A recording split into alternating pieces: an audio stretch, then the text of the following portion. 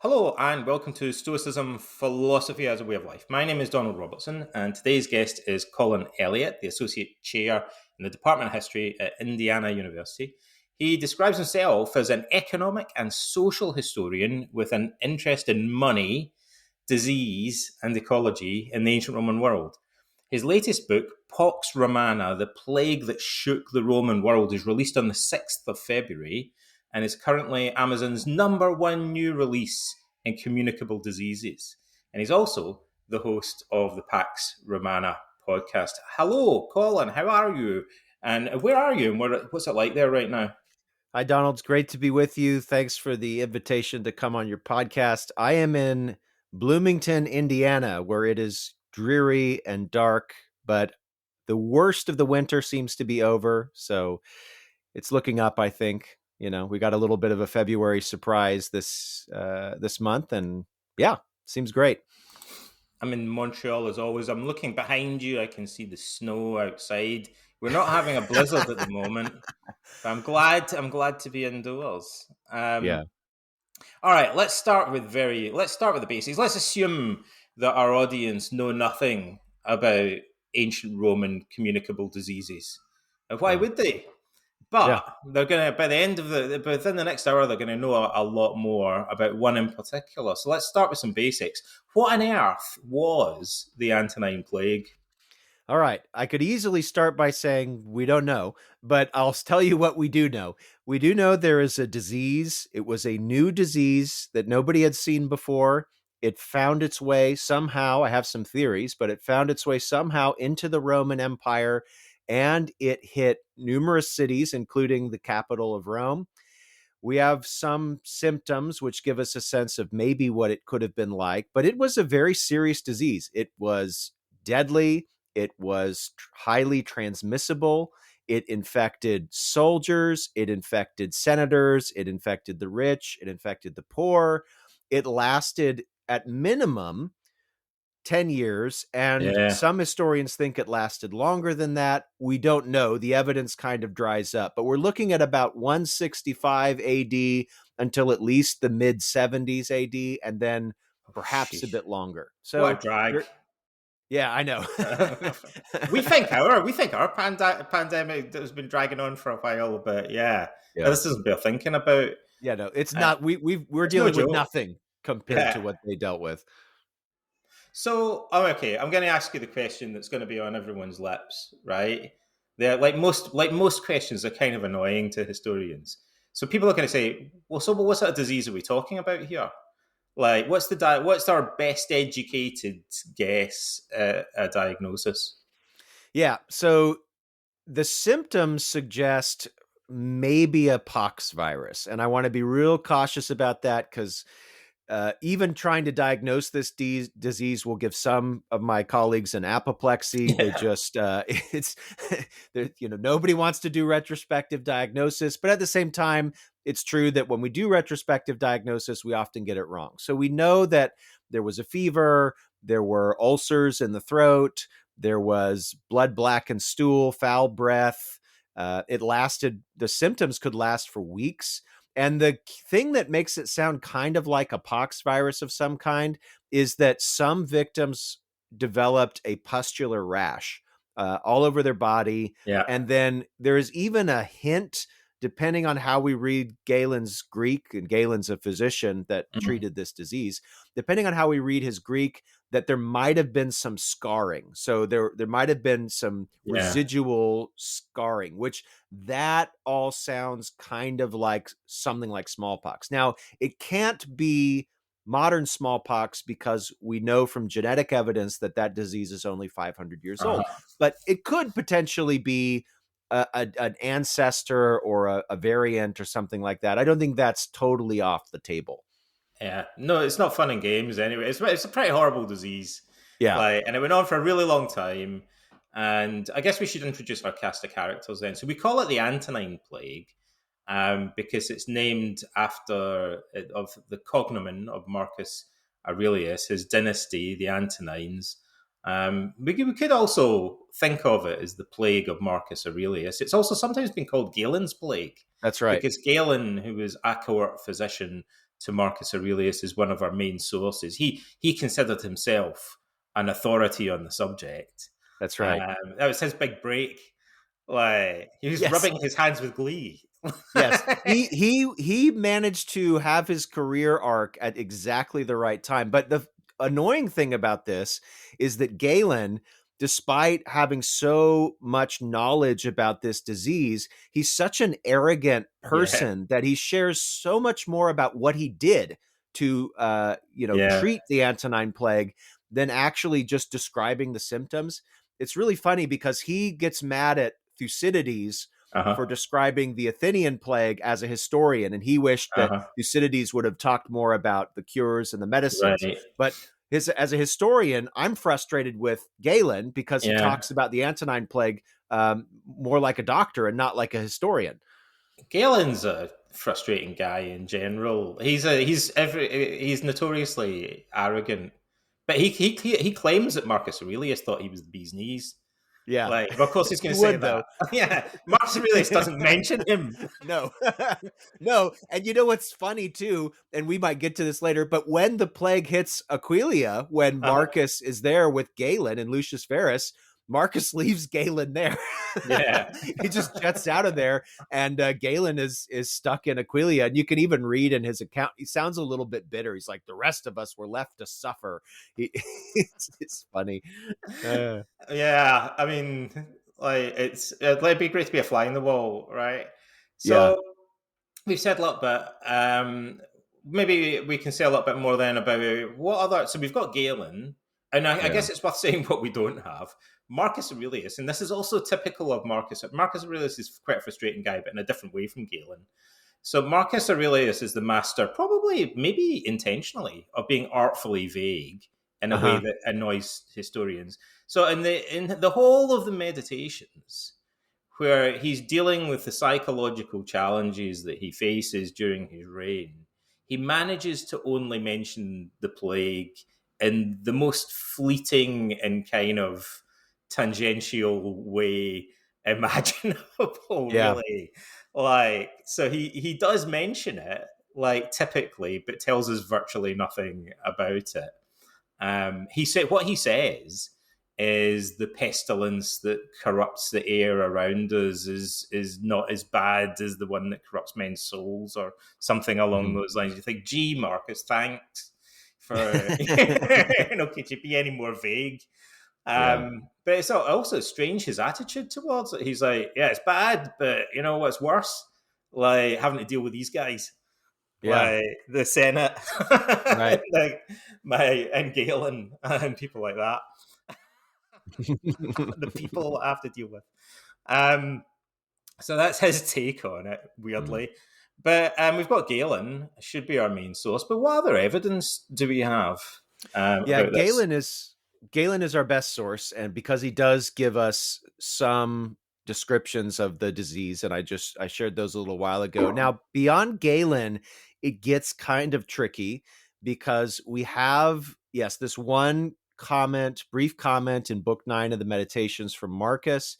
And then from there, the sources get either they come a little bit later than the Antonine plague, or they are yeah, just vague or unclear. So there's a satirist named Lucian who at one Mm-hmm. point talks about he's really going after a charlatan, and we can talk about this too. But there are some charlatans that crop up during this kind of age of crisis, and in order They're to colourful characters. They make life yeah, interesting.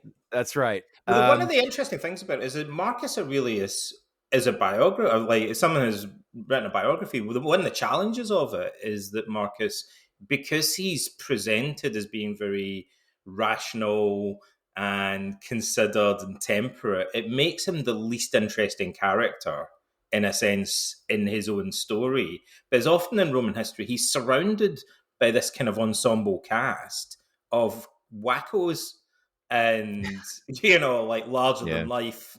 Like everyone else in Marcus Aurelius's life is kind of quite extreme, yeah, and that may be partly the way the historians choose to paint it. But the some of the charlatans you're talking about are yeah, there in part because the contrast that they give us. Yeah. like to the way that Marcus is presented. Are you talking about Alexander in That's right. relation? That's where Yeah. I was going. Yeah, Alexander, right? So Of, in Lucian, when Lucian's trying to expose Alexander as basically a fraud, he mentions people essentially panicking about this plague. So we have some sense of the social situations. And then the only other kind of contemporary sources are some inscriptions which come from Asia Minor, which describe pestilences hitting those cities, mhm. and then the remedies that the gods are demanding. So Yeah. setting up statues and ritual purification and some other things. And then after the Antonine Plague era, you get retrospective histories by historians of, say, the fourth century in particular, looking backwards and in some cases describing the disease, but again, in vague ways, just saying it struck everywhere, it hit everybody, it decimated the soldiers, that kind of language. Or you have explanations for why the disease occurred. So you get a story, for example, about Marcus's once loyal but eventually not loyal general Mhm. Vidius Cassius letting his army just ransack the city of Seleucia, and then Yeah. they happen to tear into a shrine of Apollo, and this brings about a cloud of pestilence. So That's a those are great the kind. story. Yeah, it's a neat story actually, and those are the kinds. But those we have to kind of sift through that, right, as historians, and it makes it challenging to sort fact from fiction. So those are our main sources of kind of traditional evidence. In the book, I bring in some kind of scientific evidence, so some Uh-huh. paleo climatological evidence to look at things like precipitation and sunlight and get a sense of what was going on in the climate. That doesn't tell us directly about the plague, but it does increasingly seem to be the case that there are correlations between Uh-huh. disease Yeah. outbreaks in pre-industrial world and cold snaps and dry snaps. And Right. so we do have pretty good indication that that Yes. kind of thing happened right before the Antonine plague and then during. So Yeah. that's the kind of evidence we're looking at. Yeah, yeah. Well, let's go back because we touched on. I mean, you've mentioned the scientific evidence, which is fascinating. That's a recent contribution, a whole different ball Mm-hmm. game.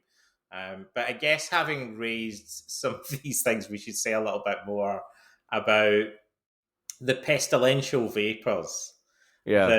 that were found that were unleashed. Now, funnily enough, I thought this when I read that story, and then I noticed someone else, I can't remember who, had written a book about it and noted in passing that somehow it kind of sounds like the scene at the end of Raiders of the Lost Ark. Yeah. Where they open in the Right. temple, the ark, and this kind of like horrible Yes. light comes out and kills everybody. So these legionaries break into a temple. They're looting a city, and it's like basically a war crime they're committing, Yeah. and allegedly, and they loot this temple of Apollo, who conveniently is associated with plague and healing. And they, through a crack in the wall or something, they find a Yeah. hidden alcove. Like, it's a really contrived story, and in it they find some kind of casket that they open up, and these pestilential vapors are released, which also sounds like the myth of Pandora's box. That's right. Yep. Weirdly, It's exactly right. a trope, right?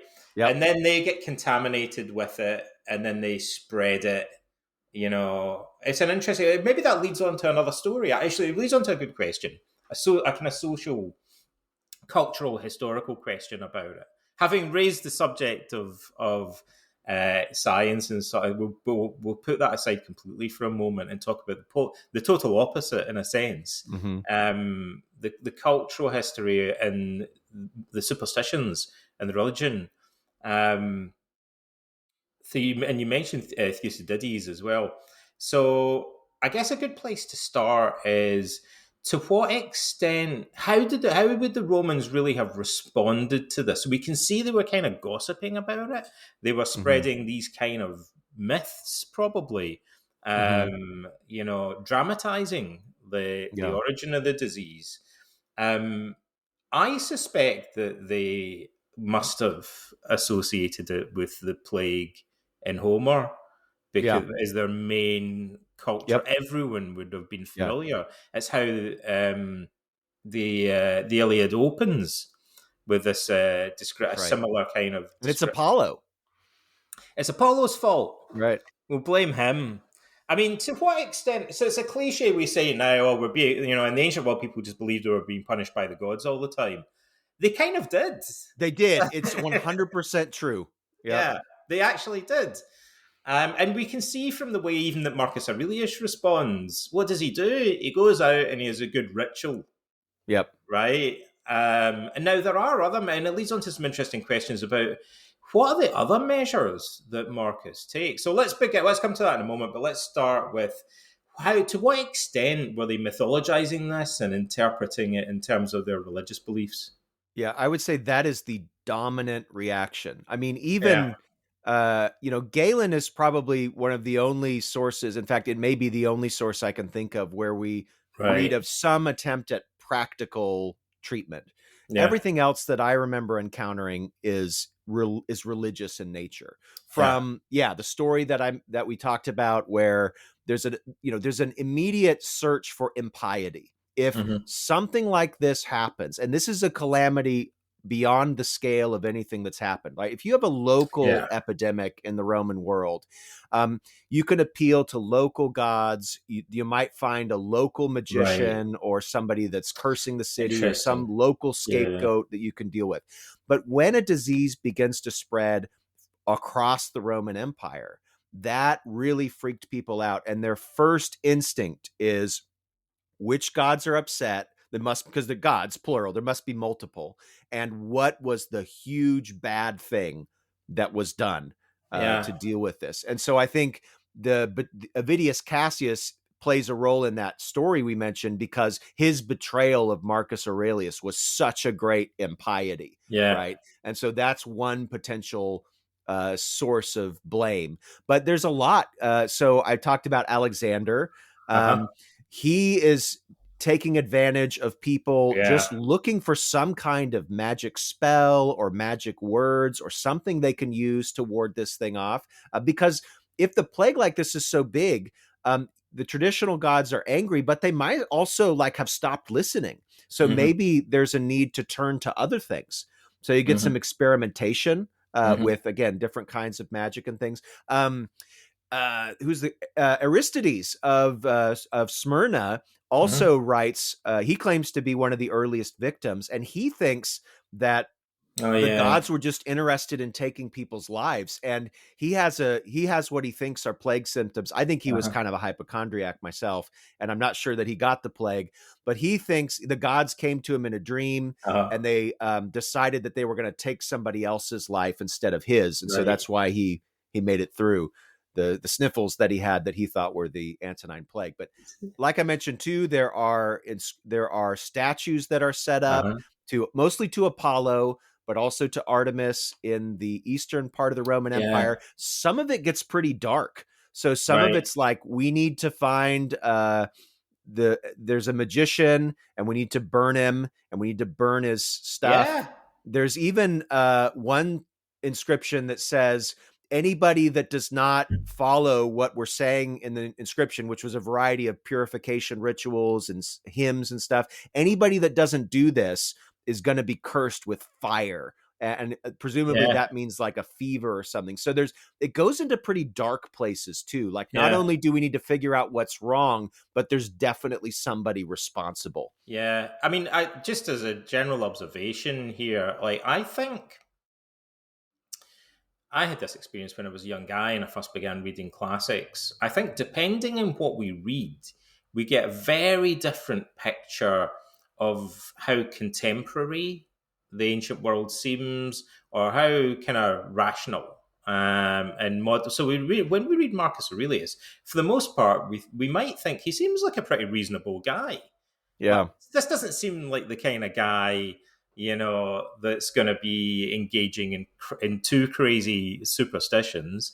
Mm-hmm. He seems like quite skeptical and quite Mm-hmm. logical and pretty open minded. But then we read other ancient sources that are contemporary that paint a picture of quite primitive superstitious Yeah. beliefs by our standards and quite extreme.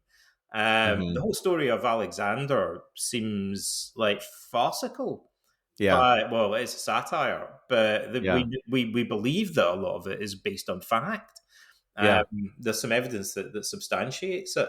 There was a pewter. So the rest of the story of Alexander for your listeners is he sends out these oracles all, and what by that I mean he sends out like some magic words that he claims his pet snake has told him, Glycon, and he sends these out all over the world.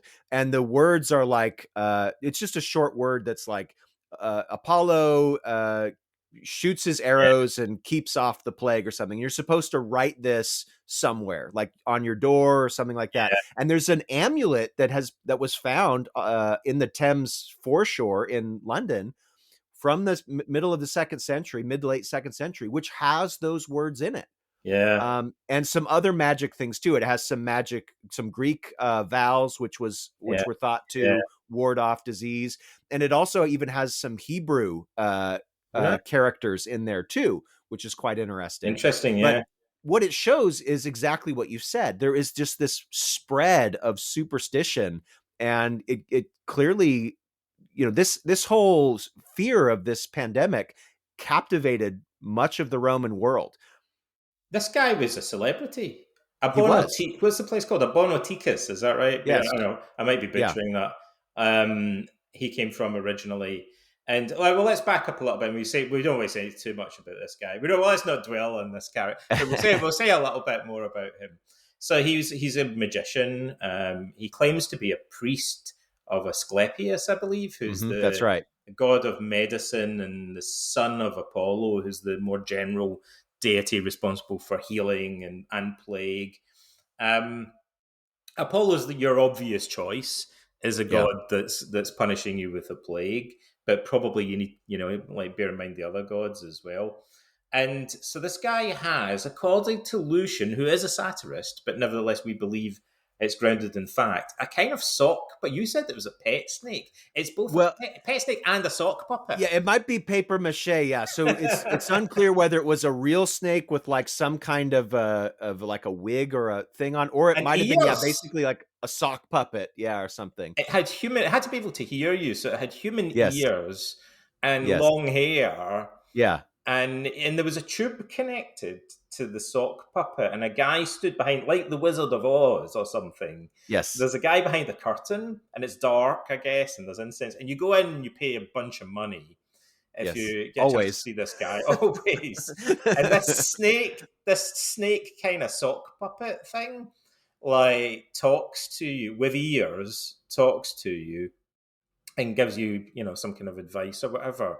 And when the plague hit, they thought, who can we turn to for a Yeah. solution? They thought it's also the snake is called Sweetie, weirdly, right? Glycon is, I guess Yes. it's the cognate with our word glucose. Yes. Like he's a snake called Sweetie. That's the grandchild of. I think the snake is supposed to be a child of Asclepius. So it's like the grandchild of Either that, or I've also something like read that that. he might have been the reincarnation, like almost Oh like a yeah, bodily manifestation of the god. yeah. Yeah. It's pretty wacky stuff, but this is huge. He's a big Yes. deal. He's on the Like coins. he's on Lucius Ferris coins. puts him on a coin. He's a massive select. He's the ancient precursor of like Jordan Peterson or something. He's like the kind of go to sort of like self improvement guru almost in a sense. Like his Mm. name has kind of like spread like wildfire, and Yeah. maybe the controversy helped to fuel that. But it's not also it's not just the kind of ordinary people. There are senior Roman statesmen, several of them, like who fall for this guy. Yeah. Like, One senator even offers him yeah, his daughter, if I that's remember right. That's correctly. right. Yeah. It's just Right. So that's a thing. That's part of their response is they embrace superstition, and I guess that leads us. Maybe let's talk about the more general culture. So I mentioned I put in the notes. There's a guy with a stork, yeah. the stork guy. So we don't know his name. So there's this guy who turns up, presumably during the plague, and he gets in a fig tree in the Campus Martius. Like, this is welcome to Roman history, folks. Like, Especially the Augustan history. yeah, he The climbs in a tree, allegedly, and he tells everyone there's going to be fire and brimstone. And I guess it's kind of apocalyptic. It's like a doomsday cult or something that he yeah, starts. And this causes a lot of anxiety at Rome, apparently. And then he says, he seems to be saying that his followers are all going to be saved because they're going to turn into birds and fly away or something. And he had to prove this. He hides a stork inside his robes and then falls out a tree and pretends to be dead and kind of rolls over and lets the stork out from under his robe and flies away. And yeah, basically no one was convinced by it. Even the Romans were yeah, like, this seems a bit fishy. Like, and so he ended up having a trial before Marcus Aurelius, and he said, I think he said, I'll pardon you on yeah, condition that you fess up and tell everybody that this was a scam, yeah. basically to stop being so silly. Like, but I wonder if there's any truth in this story at all. What it maybe suggests is a kind of level of like sort of moral panic or religious panic Hmm. and the spread of kind of doomsday cults, Yeah, perhaps as a consequence of people, the sense of disempowerment that comes that's right. from something is scary. I mean, I would say one of the fundamental things psychologically about the plague is just the ignorance of, like, we've no sweet idea what's actually going on here. We could all drop dead tomorrow. And not Yep. only that, hideously, Yes. and it's no joke. And the anxiety that must have caused, it's no. And I guess you respond in either of two extreme ways. Either you become incredibly stoic, which it seems to be Hmm. Marcus Aurelius's response. He's just like, whatever, you've got to die one day, kind of thing. Yeah. Like, it just drives him even further into stoicism. Or you freak out Yeah. and you start clutching at straws, like, to put it crudely. I mean, to what extent do you think that Roman society responded by becoming more kind of superstitious and Yeah. engaging in a sort of religious panic? This is a major theme in the book because as much as we don't know about the disease, I felt much more comfortable looking at the source material and just seeing almost everywhere I looked signs of anxiety, angst. One of the chapters in the book just calls it the age of angst because this is yeah, from the doomsday cults to the erecting of statues to the scapegoating. I mean, there Yeah, may even be some Christian persecution in there as well, which it doesn't allow us to the sources do not allow us to explicitly tie that to the Antonine plague, but hmm, there are some contemporary events. There's the potentially the martyrdom of Justin Martyr, which we don't know exactly when that happens. It could be around the time, but there's also this huge massacre in Gaul, in Lugdunum, which is where modern Lyon is. And there were like 50 men, women, and children that were murdered. Their bodies were burned, which is the kind of thing that was being done in Asia Minor with sacrificial victims during yeah, the plague outbreaks there. So there does seem to be some pretty good evidence of just outright panic, outright, and it's religious panic. It really is. Which gods are angry? Have the gods abandoned us? There's just this obsession over health, and you can see it yeah. in Aristides as well. You just see it all over the place. It seems to be just an age of terror in many Now, ways. you've given me Panic. an idea. Like, it's not often when you've been studying a subject for a long time. It's not often that you kind of think, hang on, maybe I'm starting to see a new angle on this. But I'm starting from, even in our discussion right now, I'm starting to wonder, maybe we can see Marcus Aurelius as living through a period of a kind of more extreme contrast between, maybe part of the explanation is what for him being so stoic is it's often the case, I Right. think, that there's a fork in the road. Now you go to one Yes. extreme or you go The to the other. pendulum. Either you freak out completely or you become 10 times more stoic than you would have been. Yes. And I guess we can see Marcus as a guy who's living in an age of anxiety, and that drives him to become super interested in emotional resilience Hmm. and and maybe the consequence of that is if he's successful, he comes out of it maybe as one of the most, maybe that's why he's such an exemplar. Mm. Or modern, interpretation of him is what people admire about him is he seems like a really chill guy because he It has it to could be. Yeah, it Right. could also explain why he doesn't talk about it nearly as much. So, Yeah.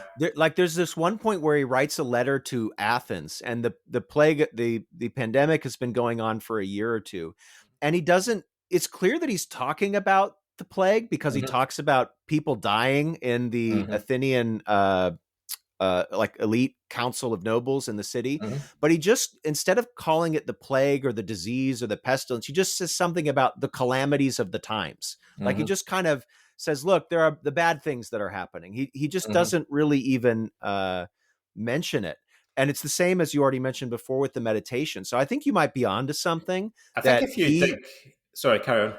no, I was just going to say that he does seem to push the other way, right? The Yeah. rest, so many others are just going nuts, including people around him, including people close to him. And he Yes. would have experienced this very intimately. I mean, you have to wonder if at least some of his children might have got the Yeah. illness. Lucius Right. Verus may have got the illness, but Possible. he Yeah. he just seems to not let it affect him. Well, wait, we mentioned, I mean, just to kind of I refer back to something we mentioned earlier, like there were two Roman proconsuls that got involved with Alexander of Abonoticus. And these are guys that these are senior statesmen that Marcus has to work with, Yeah, right? So he's sitting there, like contemplating things, from a broader historical perspective, being very detached, viewing it with kind of studied rational indifference.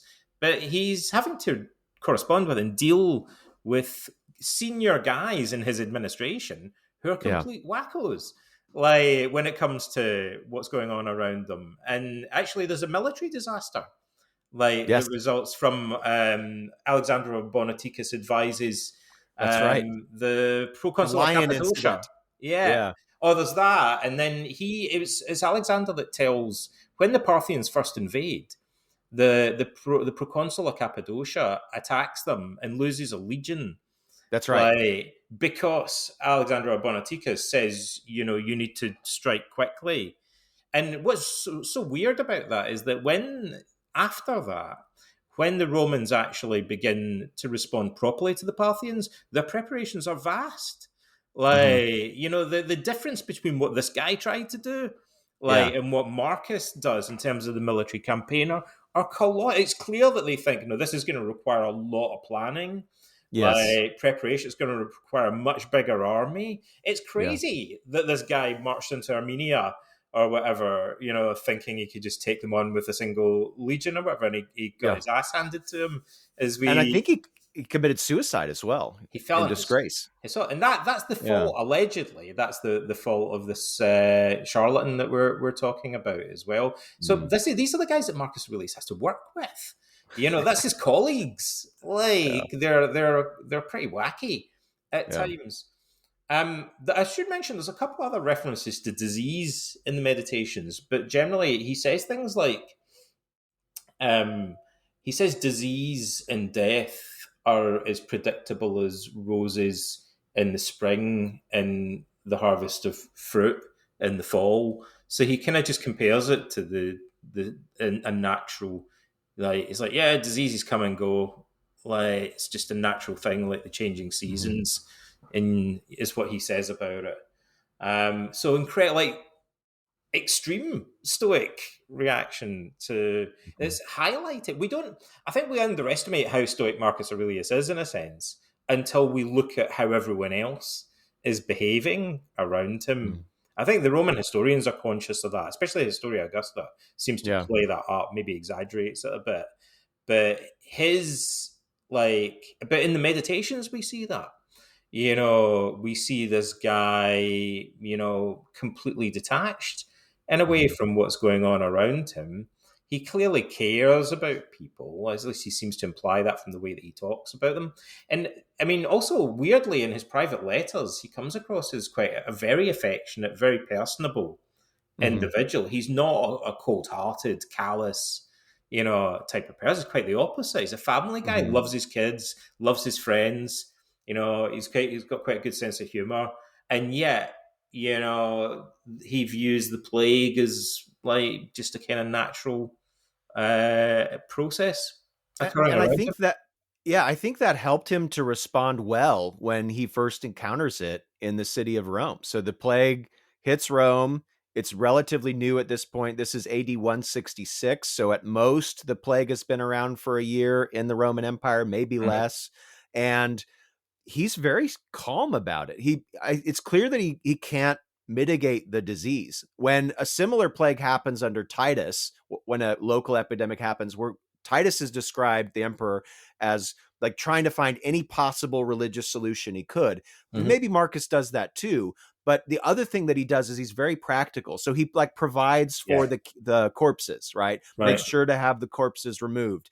He passes laws to restrict the way that people are disposing of corpses, because we know from contemporary Right. evidence in the ancient world that people would have thrown corpses anywhere they could. They would have Yeah. put them in the bushes, in the Tiber, down the sewers. They would have thrown them in the tombs Yeah. of other people that didn't Yeah. belong to them. They just would have snuck them in there. And so Marcus is just really attempting to be quite practical about and just sort of sober minded He about how he funded. deals with the plague. He released state funds to pay for the funerals of the poor.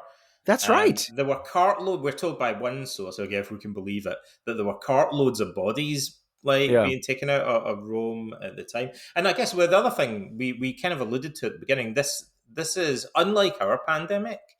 Like it's quite the opposite in one sense. In that one of the issues with our pandemic is its kind of lack of visibility. Yeah. Whereas this is a highly visible plague. You're Yes. going to see people in the street probably covered in sores. That's right. You're going to be people living in your house, coughing up blood and Mhm. dying. You're going to be surrounded by Yeah. reminders of the Yeah. plague. I think, and also I believe that one of the ways the Romans would typically deal with this would be by burning medicinal incense. This Yes. comes back to the pestilential vapors thing. So they That's kind right. of were half right in that they thought there was their go-to idea is there's some kind of contamination in the air Right. that we're breathing, and like they may be like inhaling like something that's spreading the contaminant. So they might not be completely. The problem is the solution to that is to burn incense because they think that's going to purify Right. the air, right? Which is completely pointless. However, culturally, I wonder if Rome and some of these other cities just reeked of incense a lot of the time, and people it acted as a kind of constant reminder of the fact that you're living in the middle of a pandemic.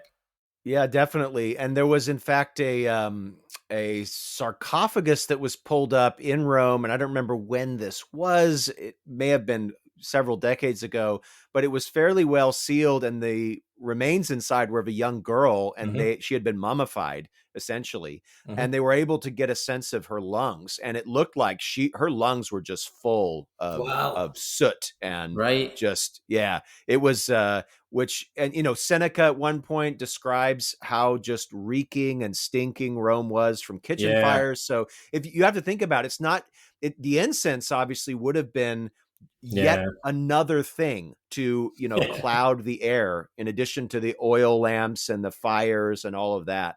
The other thing that we see in terms of this kind of miasmatic theory is laurel leaves. So Yeah. Commodus, during an epidemic in Rome in 190, which may or may not have been related to the Antonine plague, Uh-huh. he gets counseled to go out and hang out in laurel groves, and then everybody in the city Yeah. is sniffing laurel leaves. So you're Yeah. exactly right. There's just this attempt to deal with it with smells, because that's going to push the bad air out of your body. You're going to take in the good smells, Uh, and the bad air is going to go out. Now I'm going to say something that's going to get me into trouble because actually I'm a big advocate of evidence-based practice, and I'm not a skeptic when it comes to pandemic mitigation measures like masks and things like that.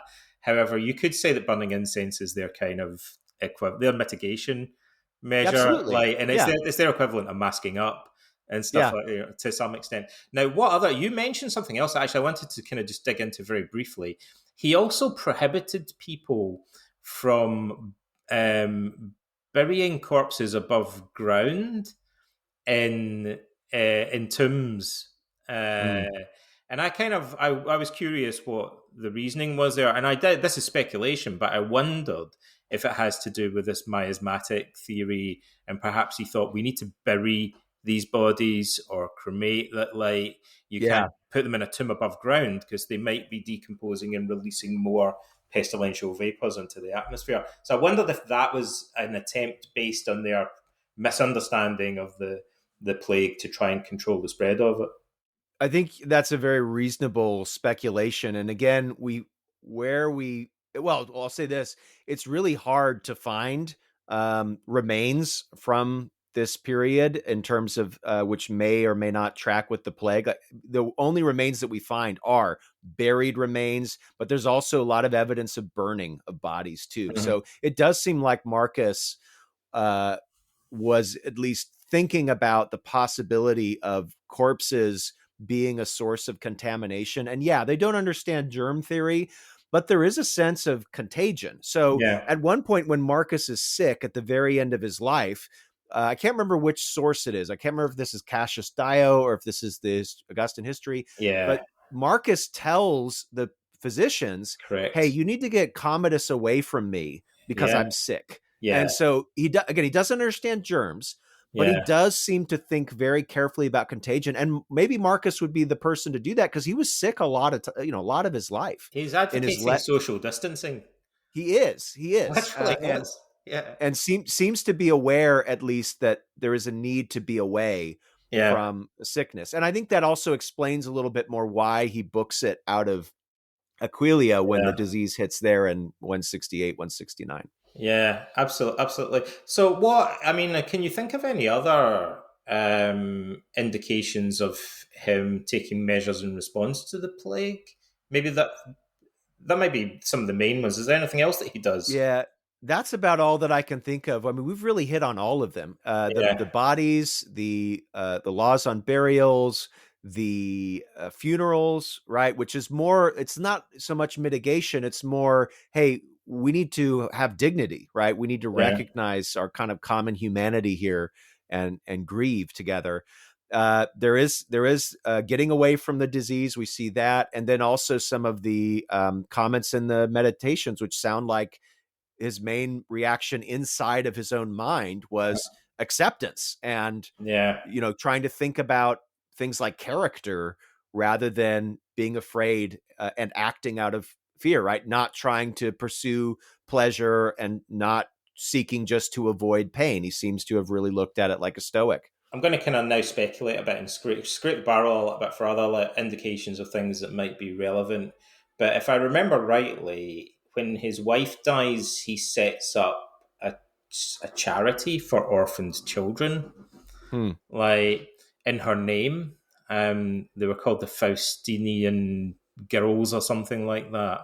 Hmm. And I wonder whether that could just be because it was something that she had an interest in. I think her family maybe had some kind of precedent for this, like her mother perhaps had a similar kind of philanthropic thing in her name. But it may also be that there were a lot of orphans because of the plague. And so this is, a kind of policy that he's Mm-hmm. enacting. And then the Mm-hmm. other thing I'd mentioned is Marcus seems to be more meritocratic in some Mm-hmm. ways than other emperors, and to the extent that I believe that looks like it may have caused some pushback or some problems for him. Mm-hmm. I mean, a good example, and not the example that's actually noted by the historians, but Pertinax, who's his second most senior general in the northern campaign on the Danube, ends up. I think he was an equestrian originally, but he Mm. ends up becoming emperor. That's Like right. after Commodus, That's he right. was actually, I think he was the son of a slave, if I remember rightly. His Yeah, father was a there's a freedman. rumor that that was the case. That's right. Yeah. So, Marcus, I think, is perceived as promoting people of humble origins, as Mm-hmm. it's normally put, above. And the subtext there is he's promoting them above other people who are maybe even of noble birth. Yeah. Avidius Cassius would be a good example. Avidius Cassius is a distant descendant of Augustus. He's related to Mm. Herod the Great. Like he's got Wow. blue blood running through, absolutely running through his Wow. veins. And yet Marcus promotes above him another Syrian, a guy who was born near him, called Pompeianus, who was an equestrian originally. He was kind of Mm. relative nobody. He marries Marcus's daughter. So there's no one, in a way, there's no surprise it was a civil war. Like, because Mm. Avidius Cassius must have thought, this other Syrian general is my inferior. Yeah. Like, why on earth would you promote him up? You're virtually making him a Caesar. Like, Mm. he's married to an Augusta. Hmm. Like, so, and there was a rumor that Marcus had asked him to become Caesar as a kind of interim ruler. By the way, Pompeianus, um, Ridley Scott's Gladiator, which is not a historical Yeah, document, sure. right? Nice Does film though. It's a fun film. in some ways it has bits in it that are more loosely based on the historical evidence than people realize, I think. So the character of Maximus is at least a tiny bit like this guy Pompey. There was a guy who he allegedly invited to become a kind of interim ruler, Mm. and was meant to mentor Commodus and so on. But and he was one of his generals. So this idea, is it possible that the plague would have had an effect on Roman society with regard to filling different offices? People are dropping dead. Also Yeah, the war's contributing to that. To be fair, sure. some people are just getting stabbed. Yeah. And another reasons, like some of them are just dropping dead from other Roman reasons, like possible assassination or just bad dodgy food poisoning or whatever. Yes. Like, Yes. but there's Romans drop dead anyway, but even more of them are dropping dead now. So Marcus has to fill these posts. Yeah. Yeah, and he's choosing. Maybe there's a bit of both, right? He has to fill these posts, but maybe he's also using it as an opportunity to fill them with men from lower ranks. We do see evidence of that really all across society. So, your first example is a good one of Faustina's charity, which I was actually totally unfamiliar with that. That's something I've learned just today from you. But if this was indeed a novel disease, which it looks like it would have, see if it's an existing disease in the Roman Empire, it's going to kill old people and young people. That's what happens Yeah, usually with endemic diseases. right. People survive it in childhood and then they don't get it. But if this is a new disease, it's going to kill people of healthy, in their 30s and in their 40s, and it is going to make some orphans. And as you rightly suspect, probably would have killed some men who were climbing up the political ladder. And so there is a need for replacement. I think we see evidence of that in a few places, in addition to what you mentioned. One is that letter to the Athenians is really all about, you guys need to replace the elites in your town that have died of these calamities of the times. And one of his solutions is to rapidly promote the family members, the parents, the fathers of people that agree to sign up for the military, because he's dealing with the recruitment crisis, in part because soldiers are dying, yes, of plague, but also, yes, from Germans and from other things. So that's another place where we see this. Now, the other place that I think we could look for this, it's a little bit later than the most likely dates of the Antonine plague, but under Commodus, right Mhm. before this epidemic hits Rome in 190, his freedman advisor Cleander is Mhm. described as being very scandalous for having given the consulship to 25 men in a single year. And the argument in the sources is, well, he's done this because he's just so corrupt, and he's just sold so many men the consulship. There's only supposed to be 2 consuls a year. Well, 4 under the empire, because 2 get it for 6 months, and then the emperor gets to appoint 2 more for 6 months. Anyway, the point is, maybe those consuls were appointed because there was a dearth in men of consular age by the time we get into the Right. late That's 180s, true. because many of them would have died. If this is a Yeah. novel disease and it was a That's pandemic, the elite could not just leave Rome and get away. They would yeah. have died in equal proportions to the common population. So I think you're right. There could very well have been a need for Interesting. to raise up men There's not to enough old serve in men. various roles. There's not enough old senators, like of senior consular rank. Like those Hmm. guys tended to be quite old. Like yeah, they're going to Yeah. be dropping like flies. Yeah, minimum Like age for a consul is think 39 if you're a if you're a patrician. That is, your stock comes from the kind of founding stock of Rome, the founding families. yeah, It's 42 if you're a plebeian. So you right. have to be in the kind of middle age bracket. Yeah, yeah. So these are Rome's senior statesmen. Yeah, and maybe you're right. There would be a dearth of them. Um, I was going to ask about the other. We've talked about religion and the effect on Roman society. What about the military? To what extent do you think? I mean, one of the things that's mentioned is, first of all, this legend about the looting of Seleucia, um, squarely blames the military, and Yeah. then refer like basis appears to blame the military for the spread of the disease throughout the Yeah. empire, which is kind of plausible. Like I if think it is. if you've got many thousands of legionaries suddenly traveling all over the place, well, actually, there's an echo of our modern pandemic, right? It's travel, Mm. it's international Yes. travel. Boom, there Yeah. you go. Yeah, international travel.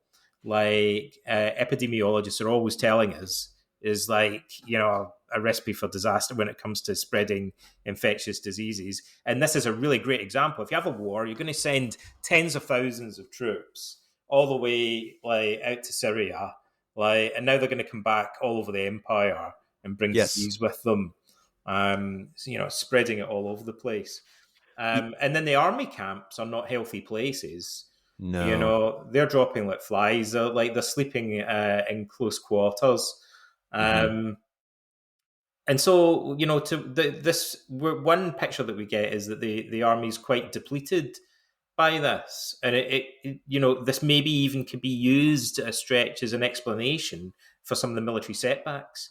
But certainly, I mean, I suppose the big one is: did the Germans look at this, the Germanic tribes, the Marcomanni, and the Quadi, and think this is our big chance? The Romans are dropping like flies. Let's invade. Hmm. I have to wonder if there is something to, yeah, the connection between the plague and just the kind of military quagmire that the Marcomannic War turns Mhm. into. Because if we look at the Parthian War, the Parthians were a historically challenging enemy for the Romans to Yeah, deal with. And when you get 165 and you get this big surge, and Avidius Cassius takes about 40,000 soldiers, and there's a second wing as well up in the north. I mean, they yeah, just destroy the Parthians. I mean, they just yeah. march right down, and it's very, very effective. But then, as you're right, one of the bits of research I did for this book was trying to calculate the routes that the soldiers would have taken Mhm, back from the eastern base at Antioch into the Roman Empire. And mhm, it's amazing. There's only we know the legions, several of the legions that participated, and we know where their military bases were, which were in several parts of Europe. And we also know that they stopped in Ephesus to get food, because there's an inscription that mhm. describes a man who fed way left provided enough grain to feed 50,000 troops. So they go from Antioch to Ephesus, all in kind of not in one big group, but certainly there was a whole crowd of soldiers, right? Just probably spreading disease as they went through Asia Minor. And then there are only about 4 routes that they take back to their military bases. So again, you've got this like mobile petri dish just Mhm. leaking Yeah, disease as they go around. So that's probably spreading disease within the Roman Empire. And then, as your question also got to, there's the Marcomannic War. When Galen describes an interaction he had with Marcus, talking about going with Marcus to fight that war, mhm, Galen insinuates that Marcus thought that war was going to go real quick. That was going to be like a 1 year yeah, war. He'd leave Rome and he'd come back in like a year or two. uh-huh. But as you know, that that conflict surpassed like it went longer than Marcus's life. I mean, Yeah, that thing went on for another decade or so and a yeah, half. And then I think part of that is indeed because the soldiers got infected. They would have Yeah. transmitted that. You've got military camps that are full of not just soldiers, but Yeah. kind of the quasi families that soldiers had. They weren't legally allowed to marry, but they still had wives. There would have been prostitutes following the camps, merchants, suppliers, messengers. So those camps would have been just hubs of infection, but they were like mobile cities. I mean, imagine taking Yeah. during our pandemic, if you got a city that had an epidemic, a small city like maybe mine, Bloomington, Hmm. Indiana, with which when the students aren't here is about 40,000 people. We've got a surge. Imagine being able to just move that city Hmm. about 15 miles every day and just Hmm. have it just drop off diseases everywhere it goes. I mean, that's what we're talking about on the Yeah. border of the Danube. So I have to think that between the difficulty of fighting the Germans, the various German tribes, but then also the disease, Hmm. this must have been really just dragged out this war and made it much more Yeah. difficult.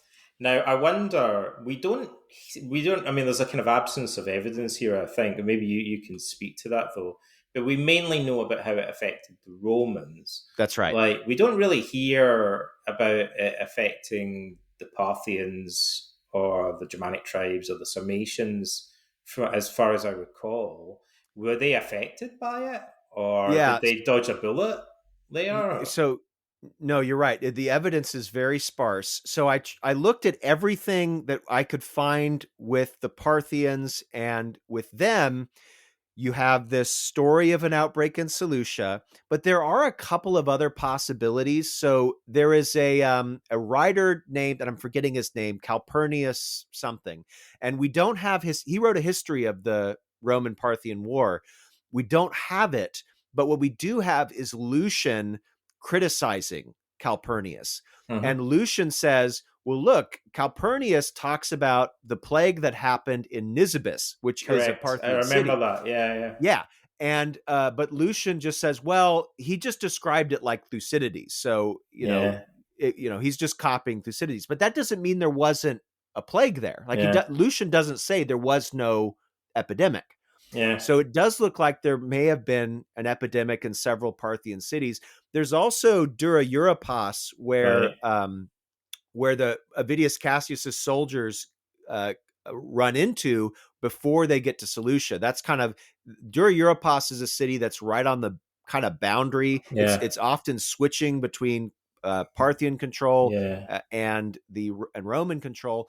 That city, there's a statue that's erected to Apollo, averter of evil, and it looks like it's erected around 164, or excuse me, 165, Uh-huh. right after Avidius Cassius's soldiers go through there and perhaps garrison there.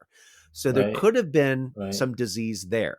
Now, the Parthians, you asked about the Germans too. The Parthians are a little bit easier. The Well, let's Germans, let's you're stay with the right. Parthians Okay, Parthians yeah, for a sure, minute. go Right ahead. now, this is total speculation, but let's raise it. Is it a possible scenario? Is it possible that the Parthians contracted this plague first, and that their invasion collapsed partly because they're all dying of plague, and the Romans, thought this is going easy. This is going a bit easier than Yeah, we thought it was going to go. Like these guys are retreating.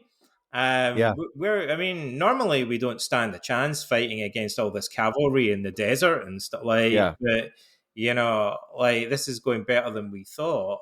And then after a short delay, it spreads through the Roman army, right. and they get. I mean, I suppose in a way, the Parthians are, if maybe originally the Parthians are the ones that are trying to fight a war while coping with the plague, and the Yeah, Romans attack them. They collapse. Now the Romans become infected. Now they're the ones that are having to. Now the Germanic tribes are attacking the Romans while they're all dying of plague, perhaps. And I want to mention again, this is speculation. However, we talked about the importance of religion and blaming the gods and so on in the ancient world. The Germanic tribes were perceived by the Romans as very superstitious. And hmm, it is true in ancient history that battles are often abandoned because there's allegedly, lightning or thunder, right, or right. Or some even birds flying the gods. wrong way or something, Yeah, right? like whoa, it's full moon. We're all going home. Like, what? Like, we're not fighting. It's full moon. That's You've got to right. be joking, man. Yeah. Did you guys Like, see those 5 birds up there? We yeah, we gotta we yeah, gotta get out of here. yeah. Sorry. Like, it's almost like a kind of union, trade union sort of like, nope, nope. Sorry, we have to. The lads are going to put the tools down. Like, we can't possibly work under these conditions. Right. Like, mobilize us Right. up, right? But Right. I wonder if the Germanic tribes, and there are a bunch of them, right, to be clear, Yeah. and they keep fighting each other and switching sides, and it's pretty Yeah. chaotic. It's a mess. It's messy. Was it possible the Germanic tribes looked at the Romans and thought, they're all dying of plague, right? We're relatively unaffected at the moment. Listen, guys, the gods are basically telling us we should invade. Mm. They're handing it to us in a play. Our enemy are collapsing. It's a gift from the gods. We'd be Mhm. crazy to turn this down. It's certainly possible. As you're right, it would be speculative. I do think, in addition to that possibility, there were just some hard practical realities too. So I Mm-hmm. mentioned like the paleoclimatological evidence. We've got some tree rings from Northern Europe, from parts of Austria, what's now modern Austria and Finland, which do suggest a pretty serious drought in the parts of the world where some of these tribes would have been, or the people Right. that were Yeah. north of those tribes would have been, that would Yes. have pushed those people that were north down into the Germanic Yeah. tribes, which would have been pushed them down into Roman territory. So it's true that so that's one cause. But then when they get down into Roman territory, and we don't quite know the chronology of the Marcomannic War, so Yeah. like at one point they besiege Aquileia. Well, if they besiege that city when it's dealing with plague, or shortly after, Mm-hmm. and realize that the Romans are suffering from some kind of epidemic, sure, I don't see any reason why they might not think, hey, look, this is our moment. Like, we're getting pressed on the backside. This is our moment to come in here. The gods are upset with Yeah. them, or I don't know enough about various Germanic tribal beliefs to know how they would have constructed this view, but I don't think it's I don't think it's crazy. I think you may be onto something. Sure. Yeah. Yeah. So I wonder. I guess in conclusion, this is quite a hard, or is it? It's a simple question, or it could be a hard question. It really is the whole conversation, but flipped around. How do you think Marcus's reign might have gone differently, or how might Rome in general have fared better if this plague had just never happened? Like, Yeah, what difference would it have made if they hadn't endured this? this is a good question, and it in some ways. So, despite everything that I've said about how virulent the plague was and how deadly it was, I am, in terms of the scholarship. So there are obviously other people that look at ancient diseases. I am what is called a minimalist. So I Mm-hmm. am on the kind of the low and skeptical end of how bad this thing was. You've got people that would say it Right. killed 30% of the population and it lasted for 25 years. I kind of think it killed maybe more like 3 to 5% and lasted maybe 10 years. Now, Uh-huh. that's still a pretty severe outbreak. So Yeah. what role does the plague have in, as you said, right?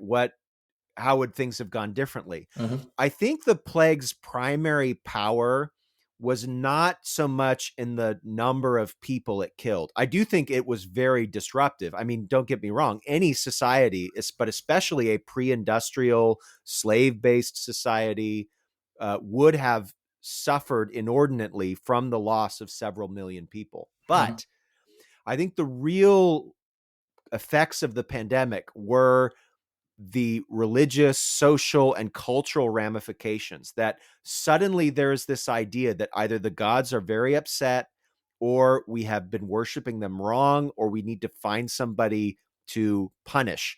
And so I think that's one of the main effects. So if the plague wouldn't have happened, I think eventually a lot of the crises of the age would have happened anyway. They just would Yeah. have happened over a longer period and maybe not all at once, because accompanying the plague were financial crises and debasement of coinage and the mines running out and wars and criminal gangs going through the empire and just a Mm-hmm. variety of problems.